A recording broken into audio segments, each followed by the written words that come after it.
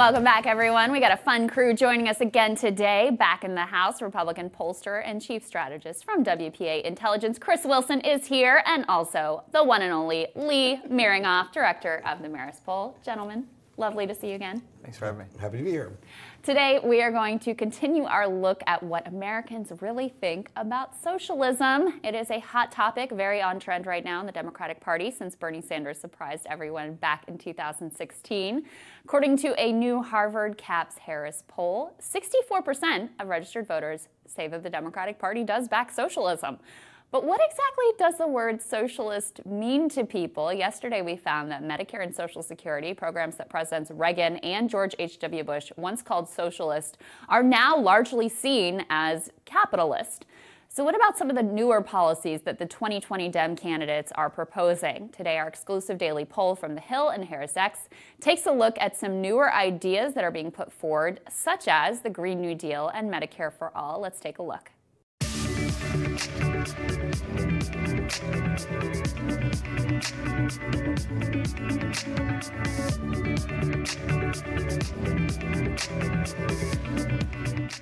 First up, universal health care, aka Medicare for All. 73% of Americans see this proposal as largely socialist. In a poll we conducted a few months ago, we found that about the same number of those who see it as a socialist policy also approve of it. 70% of Americans said that they would support universal health coverage. So in a sense, I guess, just because a policy is seen as socialist doesn't mean that people won't go ahead and support it. But in a poll we conducted a few months ago, we found that a large majority of the public, 76%, said they would not vote for a socialist candidate. In his rhetoric of late, President Trump has been increasingly referring to Democrats as socialists. This certainly seems very intentional. Lee, do you think this is a smart tactic by Trump? And what's going on here where people love a socialist policy, but they don't love the socialist themselves? When the label's applied, you're right. a socialist, that somehow is like... That's different than like a socialist healthcare policy. Exactly. I was going to say that's borderline un-American, which I wouldn't be right. surprised if the president starts using that phrase at some point to characterize his opponent when he goes one step further. But the Democrats are sort of being convenient for him in terms of the kinds of policies. I mean, they would be happier to be liberal and progressive, but some of them are calling themselves socialist, and the policies are popular. Obamacare was always more popular than the Obama part of it. Right. But, the provisions individually were more popular than the moniker. Chris, is it surprising to you, though, that things like Medicare for All, Green New Deal, wealth tax, that they do have such strong support when these are some of the most left-leaning ideas that have been offered in America for quite some time? I haven't seen any numbers yet that indicate the Green New Deal has strong support. So that is, I think, from a standpoint of, and it's why you see Mitch McConnell working hard to get a vote in the Senate so he can get the Democrats on record as it, particularly those running for president. Because you have Kamala Harris and Elizabeth Warren and others who say they're for it, but let's see if they'll actually vote for it if it comes up, because I think all of them are going to, they will have, if the Democrat nominee for president supports the Green New Deal, I mean, parts of it are popular, but so are unicorns and gumballs. And it's like there's not a, well, we all do, not a big gumball, but it's not a real thing. So it's, and that's the sole problem. That's the problem with the Green New Deal. And what it would do to our economy, and without getting into the aspects of it, but if you test killing all cows, or getting rid of air travel, or getting rid of those aren't real things that are in it, though. But they were in the fully Republicans vetted. want to pretend that was in it. Her I own get office, that. AOC's office, posted it to the website. Which they retracted because it was the wrong. No, they have not retracted. Yes, they pulled it down. They didn't say there wasn't a part of it. They said providing work for those who want to work. This week on Rising, so he okay, said this well, was have done her. a mistake. I haven't not seen a single statement from her saying that is not reflective of what I want to do. Have you seen polling on the Green New Deal? Because what I saw is 80-some% support. Yeah, I haven't myself. I think that the public is going to be moving. It's still being defined right now. I think people. It sounds good. People don't really know. But I'm thinking back while you guys were talking. I'm thinking back to 1984. Ronald Reagan, Walter Mondale. Reagan, 49 states.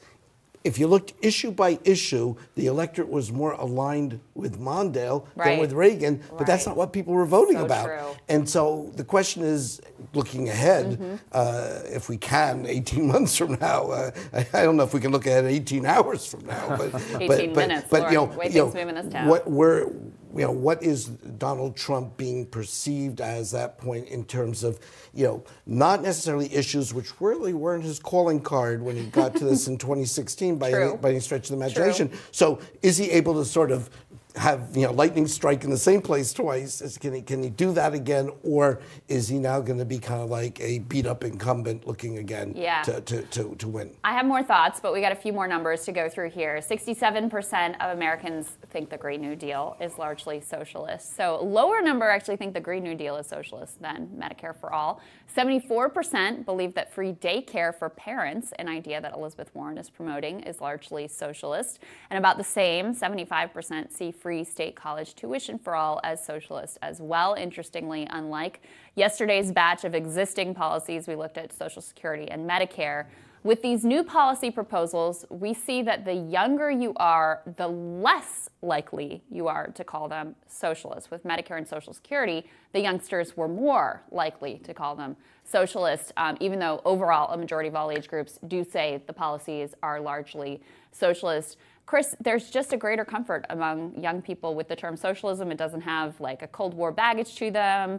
It's kind of like a little bit, counterculture or something. It doesn't have a Cold War baggage to it, but it does have plenty of international definitions that are being hung around it. And I think the more attention that is given to Venezuela and what socialism means in its manifestation in a country, you're going to see those numbers go away. The other thing you see is as people get jobs and have to pay taxes and have kids and have to pay for things like that, they become more conservative. Isn't it, Lee? People, No, it's not a myth. I'll tell you, from a standpoint of voting for Republicans over Democrats and supporting policies, give us it's not a myth at all. Look here, and I was going to suggest this to you anyway. One of the problems you're going to have as a consultant in the future is the shifting age of the electorate. But that's been said going back to the 60s. But I could find a conversation like this from 1960 to 1970, 1980. Is it true or is it not true that a majority of young people voted for Ronald Reagan? Majority of young people voted for George W. Bush. Yes. Okay, so the idea that young people always vote liberal is... Are you going 30 and under, 25 and under, 40 and under? Right now you have a bigger cohort coming through. And they are much more tolerant. This has nothing to do with paying taxes, but they're much more tolerant in terms of social issues